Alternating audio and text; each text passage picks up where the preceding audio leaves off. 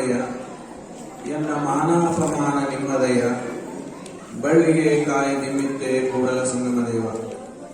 ಸದಾ ಸ್ಮರಣೀಯರಾದ ಬಸವಾದಿ ಶರಣರನ್ನು ಸ್ಮರಣೆ ಮಾಡಿಕೊಳ್ಳುತ್ತಾ ಬಸವ ಸ್ವರೂಪರಾದ ಪರಮ ಪೂಜೆ ದೊಡ್ಡಪ್ಪಗಳ ಪಾದಾರವಿಂದಗಳಲ್ಲಿ ಭಕ್ತಿ ಪ್ರಸರವಾಗಿ ಕೊಡಬೇಕು.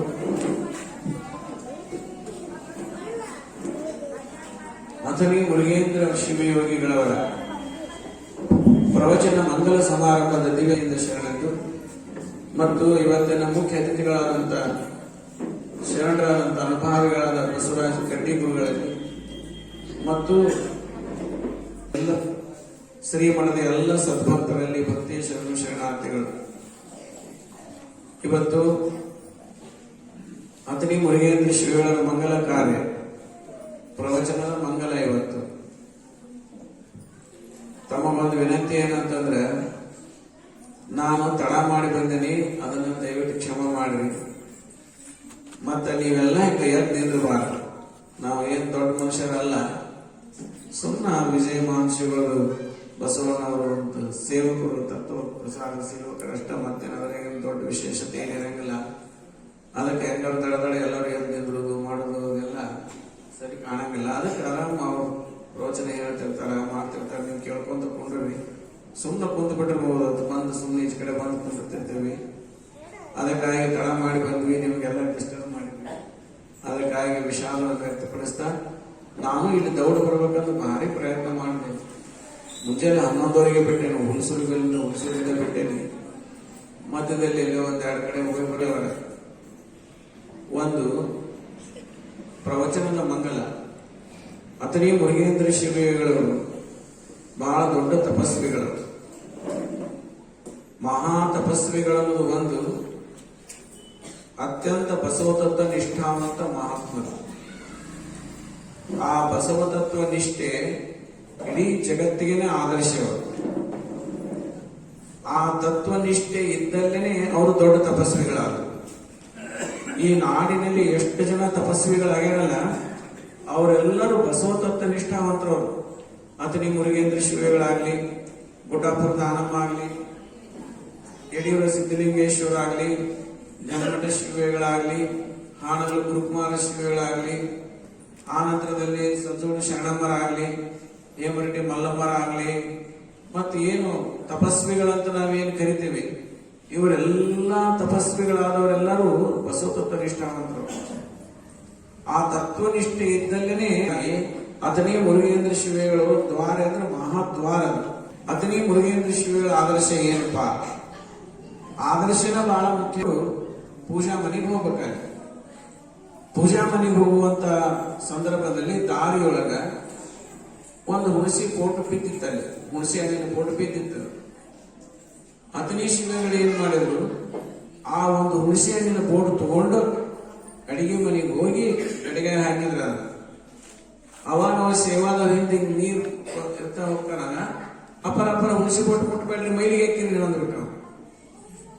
ಅವ್ರ ಅಪ್ಪ ಅವರಂದ್ರು, ತಮ್ಮ ಪ್ರಸಾದ ಮುಟ್ಟಿದ್ರೆ ಮೈಲಿಗೆ ಹಾಕ್ತಾರಲ್ಲಪ್ಪ, ಪ್ರಸಾದ ಮುಟ್ಟಿದ್ರೆ ಮಡಿ ಹಾಕ್ತಾರ ಅಂತಂದ್ರು. ಅದು ಶಿವನು ಕೊಟ್ಟಾನಂತಂದು ಕೆಡಿಸಬಾರದಪ್ಪ, ತೊಳಿಬಾರ್ದು, ಕಾಲಾಗ ಹಾಕಿ ತೊಳಿಬಾರ್ದು. ಅದು ಪ್ರಸಾದದು, ಶಿವನು ಕೊಟ್ಟ ಪ್ರಸಾದದು, ಅದನ್ನ ಹಾಳು ಮಾಡಬಾರ್ದು, ತುಳಿಬಾರದು. ಅದನ್ನ ಅಥಣಿ ಶಿವಗಳವರು ಅದನ್ನ ಓದು ಅಡಿಗೆ ಒಳಗೆ ಹಾಕಿದ್ರು. ಇದು ಅಥಣಿ ಶಿವಗಳವರ ಆದರ್ಶ. ಇದು ಏನ್ ಹೇಳಿದ್ರು, ಪ್ರಸಾದ ಕೆಡಿಸಬೇಡ್ರಿ ಅಂತ.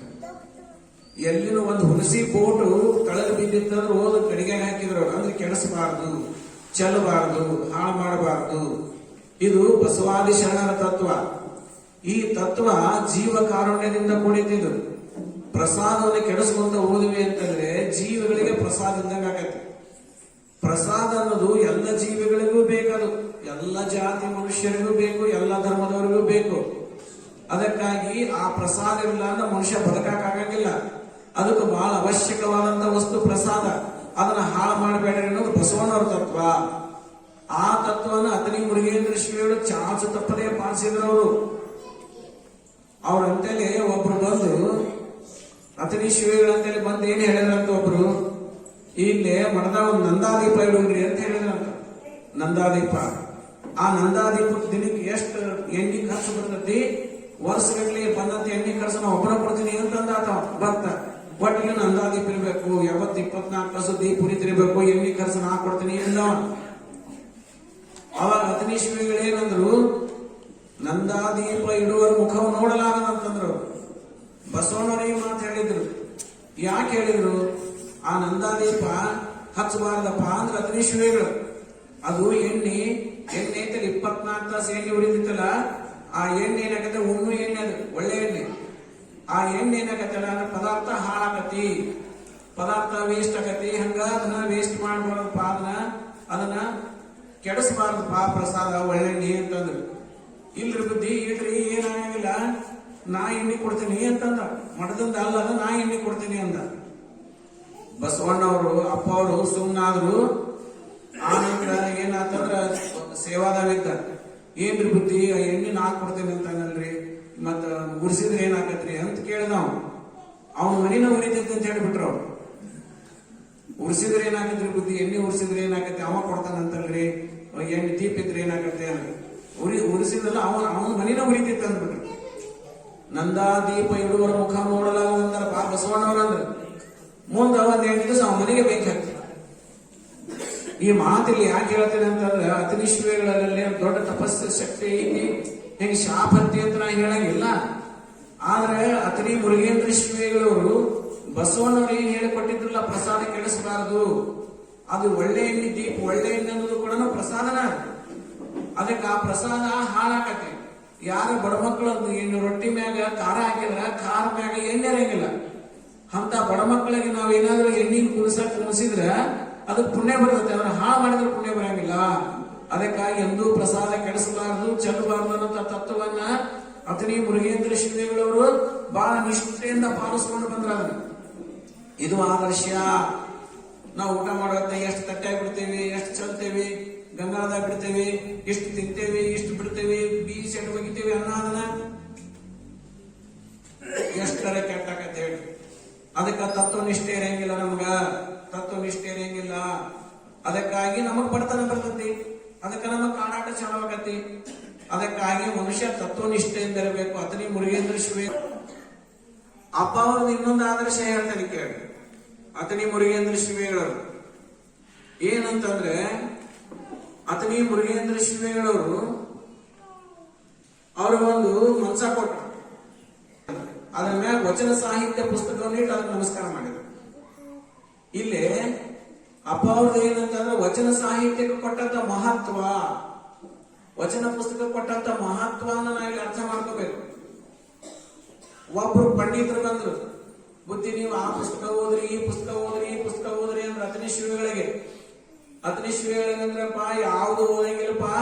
ಅಪ್ಪ ಗುರು ಬಸವಣ್ಣ ಬರೆದಂತ ವಚನ ಪುಸ್ತಕ ಒಂದೈತಿ, ಅದ್ರೊಳಗೆ ಒಂದೊಂದು ವಚನ ಅಳವಡಿಸ್ಕೊಳ್ಳೋದ ಕಷ್ಟ ಆಗೈತಿ, ಉಳಿಕಿದ ಪುಸ್ತಕ ಎಲ್ಲಿ ಓದ್ಲಿಪ್ಪ ಅಂತಂದ್ರು. ಅಂದ್ರ ಇಡೀ ಆಯುಷ್ಯ ತುಂಬನು ಅತನೀಶ್ವರಿಗಳು ಏನ್ ಓದಿದ್ರು ಅಂದ್ರೆ ಬರೇ ಬಸವಣ್ಣ ವಚನ ಪುಸ್ತಕ ಓದಿದ್ರು. ಬರೇ ಬಸವಣ್ಣವ್ರ ಬಳ್ಳ ಬಸವಣ್ಣ ವಚನ ಓದಿದ್ರು.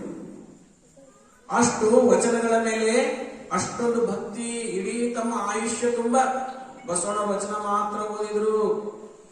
ಅದು ವಿಜಯ ಮಹಾಂತ ಶ್ರೀಗಳು ಹೋದ ವರ್ಷ ಹೇಳಿನಲ್ಲ, ವಿಜಯ ಮಹಾಂತ ಶ್ರೀಗಳು ಯಾವತ್ತೂ ವಚನಗಳನ್ನ ಬೆನ್ನಿ ಕಟ್ಕೊಂಡ ಅಡ್ಡಾಡ್ತಿದ್ರು.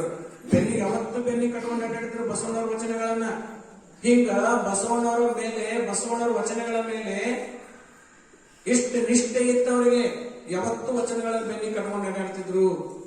ಅತನಿ ಮುರುಗೇಂದ್ರ ಶ್ರೀಗಳು ವಚನಗಳನ್ನು ಮಾತ್ರ ಓದ್ತಿದ್ರು. ಆ ವಚನಗಳನ್ನು ತಾವು ಮಲಗುವಂತ ಮನಸ್ಸಿನ ಮೇಲಿಟ್ಟು ನಮಸ್ಕಾರ ಮಾಡಿದ್ರು. ಅಂದ್ರೆ ವಚನಕ್ಕೆ ಎಷ್ಟು ಮಹತ್ವ ಕೊಟ್ಟರು ವಿಜಯ ಮಹಾಂತ ಶ್ರೀಗಳು. ಅದಕ್ಕಾಗಿ ನಾವು ಮಕ್ಕಳಿಗೆ ವಚನ ಕಲಿಸ್ಬೇಕು. ನಾವು ಲಿಂಗ ಪೂಜೆಯಲ್ಲಿ ವಚನಗಳನ್ನೇ ಹೇಳಬೇಕು. ಆ ನಂತರದಲ್ಲಿ ಯಾರಾದ್ರೂ ಮನೆಗೆ ಬಂದ್ರೆ ವಚನ ಪುಸ್ತಕವನ್ನೇ ಕೊಡಬೇಕು. ನೀವೇನಾದ್ರೂ ಮನೆಗೆ ಮುತ್ತೈದು ಮಕ್ಕಳು ಬಂದಾರಂತ ಕಣ ಕೊಡ್ತೀರಿ, ನೀವೆಲ್ಲ ಒಂದು ಕಣ ಕೊಡ್ತೀರಿ, ಬೈದು ಹಾಸ್ತೀರಿ, ಕುಂಕುಮ ಹಾಸ್ತೀರಿ, ಕಣ ಕೊಡ್ತೀರಿ. ನಾ ಕಣ ಕೊಡ್ರಿ ಬೇಡ ನಂಗಿಲ್ಲ, ಆದ್ರೆ ವಿಭೂತಿ ಹಚ್ಚ್ರಿ, ಹಣಿ ಮ್ಯಾಗ ವಿಭೂತಿ ಹಚ್ಚ್ರಿ, ಕಣ ಕೊಡ್ರಿ, ಮ್ಯಾಗ ಅದ್ರ ಜೊತೆಗೆ ಒಂದು ವಚನ ಪುಸ್ತಕ. ಈಗೇನು 2 ರೂಪಾಯಿ ಒಂದು ವಚನ ಪುಸ್ತಕ ಅದಾವ, 5 ರೂಪಾಯಿ ಒಂದು ವಚನ ಪುಸ್ತಕ ಇಷ್ಟಿಟ್ಟದಪ್ಪ. ಒಂದು 25 ವಚನ ಪುಸ್ತಕ ತಗೊಂಡು 100 ರೂಪಾಯಿ ಒಂದು 20 ವಚನ ಪುಸ್ತಕ ಮನೆಯಾಗ ಇಟ್ಕೊಬೇಕು. ಇಟ್ಕೊಂಡು ಯಾರ ತಾಯಿ ಬಂದಂದ್ರ ಹಣಿ ಮ್ಯಾಗ ವಿಭೂತಿ ಹಚ್ಚುದು, ನೀವು ಯಾರಿಗೆ ಎಲ್ಲರಿಗೂ ಕೊಡಂಗಿಲ್ಲ, ಯಾರಿಗೆ ಕೊಡ್ಬೇಕಂತ ಇರ್ತತಿ ಅವ್ರಿಗೆ ಕೊಡ್ರಿ. ಅವ್ರಿಗೆ ಒಂದು ವಚನ ಪುಸ್ತಕ, ಒಂದು ಮ್ಯಾಲ ಕಣ ಕೊಡ್ರಿ, ಯಾರು ಬೇಡ ಅಂತ. ಹಿಂಗ ನಾವ್ ಯಾರಿಗಾದ್ರೂ ಕೊಡ್ಬೇಕಾಗಿತ್ತಂದ್ರ ವಚನ ಪುಸ್ತಕವನ್ನೇ ಕೊಡಬೇಕು. ಇದು ಯಾರು ಹೇಳ್ತಾರ ಗೊತ್ತೇನ? ಅತನಿ ಮುರುಗೇಂದ್ರ ಶ್ರೀಗಳು, ವಿಜಯ ಮಹಾಂತ ಶ್ರೀಗಳು. ಎಷ್ಟು ಪ್ರೇಮ ವಚನಗಳ ಮೇಲೆ. ಈ ಆದರ್ಶವನ್ನು ನಾವು ಪಾಲಿಸ್ಕೊಂಡು ಹೋಗಬೇಕು. ಮತ್ತ ನಾವು ಇದನ್ನೆಲ್ಲ ಪಾಲಿಸ್ಕೊಂಡ್ ಬರಲ್ಲ, ನಮಗೆ ಎಲ್ಲಿ ಶಕ್ತಿ ಬರ್ತೈತಿ? ಬರಂಗಿಲ್ಲ. ಅದಕ್ಕ ಲಿಂಗ ಪೂಜೆ ಆದ್ಮ್ಯಾಗ 5 ವಚನಗಳನ್ನೇ ಓದ್ಬೇಕು. ವಚನ ಬಿಟ್ರ ಮತ್ತೇನು ಶನಿ ಪುರಾಣ, ಆಂದು ಪುರಾಣ, ರುದ್ರ ರುದ್ರ ಓದಿನ್ಯ, ಶನಿ ಪುರಾಣ ಓದಿನ್ಯ ಅಂತ ಸತ್ಯನಾರಾಯಣ ಪೂಜೆ ವೃತ ಓದಿನ್ಯ ನಾವೆಲ್ಲ ಮಾಡಬಾರ್ದು. ಲಿಂಗಾಯತರಾದವ್ರು ಅಂಗದ ಮೇಲೆ ಲಿಂಗ ಇಲ್ಲದವ್ರು ಮಾಡ್ಕೊಳ್ಳಿ, ಬೇಡ ಅನ್ನಂಗಿಲ್ಲ.